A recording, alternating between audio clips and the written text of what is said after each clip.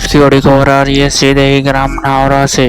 तो ठीक ग्राम नावरा में शुक्रवार को बाजार में कितनी सारी गाड़ियाँ पहुंची। तो ये गाड़ियाँ इसलिए पहुंची है ग्राम नावरा में क्योंकि शुक्रवार के दिन ग्राम नावरा का बाजार था। तो देखिए किस तरीके से राखी में महिलाएं किस तरीके से राखी के दुकान से राखी लिए जा रही है और बाजार में भीड़ भाड़ बहुत ज़्यादा ही बढ़ चुकी थी और बाजार कर्मियों को भी दिक्कत का सामना करना पड़ा।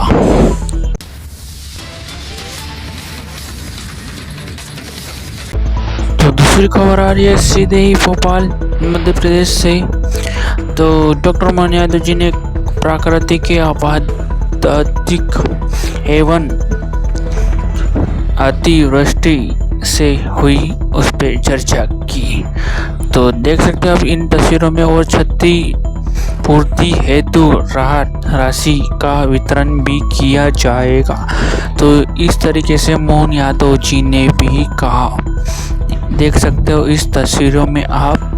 और छिंदवाड़ा में यह मीटिंग हुई तो देख सकते हो। और प्रकृति के बारे में किस तरीके से बैनर भी खुला गया और सभी छात्राओं ने डॉक्टर मोहन यादव जी का भी छिंदवाड़ा में सम्मानित किया गया। तो देख सकते हो। और फिर उसके बाद डॉक्टर भीमराव अंबेडकर जी चौराहे पर डॉक्टर मोहन यादव जी ने सम्मानित किया सभी छात्राओं को और युवकों को। फिर डॉक्टर भीमराव अंबेडकर के पुतले को भी हार पहनाया गया। फिर उसके बाद वह पहुंचे कॉटन मिल, वहाँ पर भी उन्होंने सभी महिलाओं से चर्चा की और वहाँ पे भी सभी महिलाओं से बातचीत की गई। और फिर रक्षाबंधन के ऊपर सभी महिलाओं को 2500 रुपये की राशि भी दी जाएगी।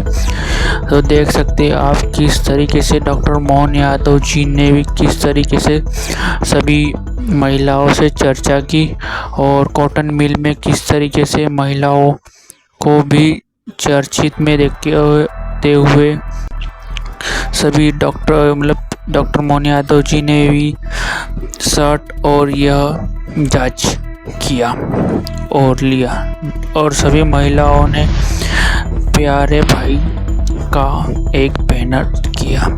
और डॉक्टर मोहन यादव जी ने फिर दीप भी प्रज्वलित किया और सभी महिलाओं ने और कार्यकर्ताओं ने भी डॉक्टर मोहन यादव जी का भी तिलक लगाई और रक्षाबंधन और राखी बांधी और डॉक्टर मोहन यादव जी ने भी मिठाई खिलाई।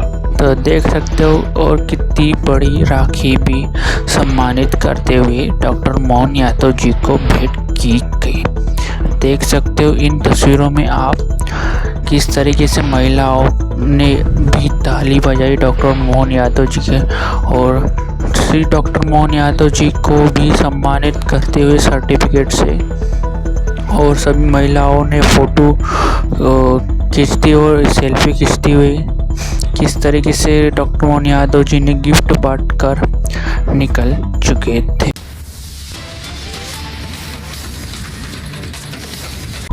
तो एक और खबर आ रही है सीधे ही नरेंद्र मोदी जी ने लोकसभा में कहते हुए कहा कि गांव में सभी किसानों को पावर हाउस की कृषि उपज दी जाएगी। तो देख सकते हो भारत के किसानों को भी ऊंचाइयों को बढ़ा रही है। तो देख सकते हो किस तरीके से नरेंद्र मोदी जी ने भी भाषण दिया। आप खबर सुने। साथियों, आज भारतीय कृषि जिस ऊंचाई पर है वो देखकर डॉक्टर स्वामीनाथन जहां भी होंगे उन्हें गर्व होगा। आज भारत दूध, दाल और जूट के प्रोडक्शन में नंबर 1 है।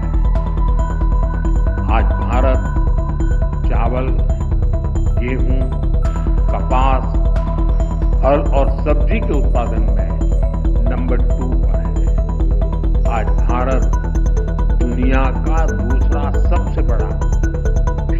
प्रोड्यूसर भी है।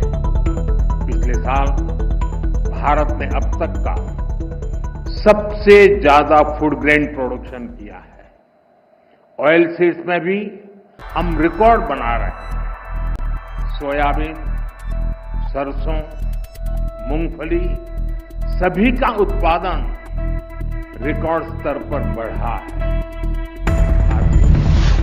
हमारे लिए अपने किसानों का हित सर्वोच्च प्राथमिकता है।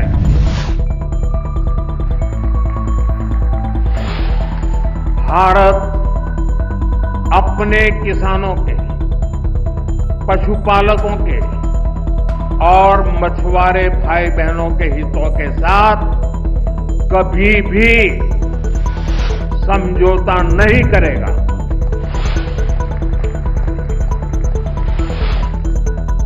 और मैं जानता हूं व्यक्तिगत रूप से मुझे बहुत बड़ी कीमत चुकानी पड़ेगी, लेकिन मैं इसके लिए तैयार हूं। मेरे देश के किसानों के लिए, मेरे देश के मछुआरों के लिए, मेरे देश के पशुपालकों के लिए आज भारत तैयार है।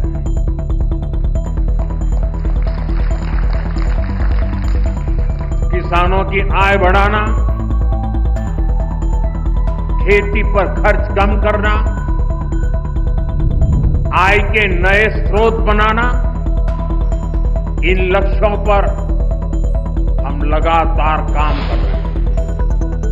साथियों, हमारी सरकार ने किसानों की ताकत को देश की प्रगति का आधार माना है।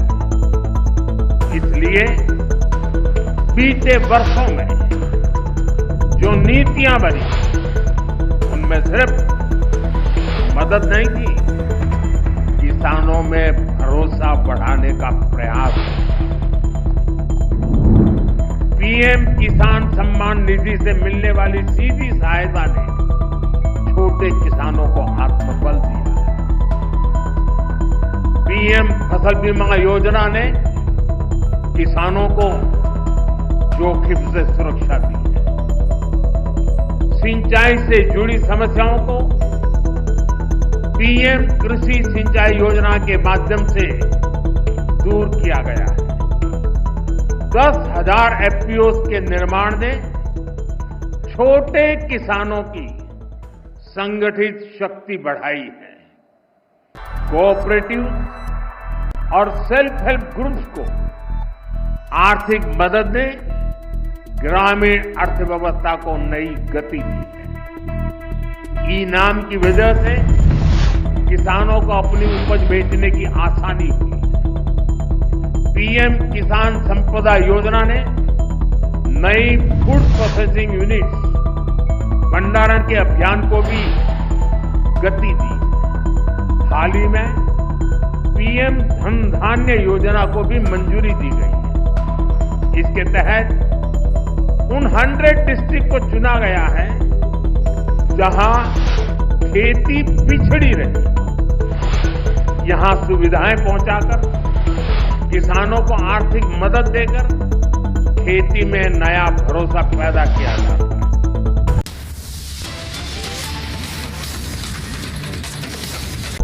एक और बड़ी खबर आ रही है सीधे ही कर्नाटक का से। तो सभी धार्मिक स्थलों को और मंदिरों को कर्नाटक आ गई सरकार। कांग्रेस सरकार ने कहा कि कांवड़ यात्रा में और यात्राओं में भक्तों को साथ दिया जाएगा। खबर सुने।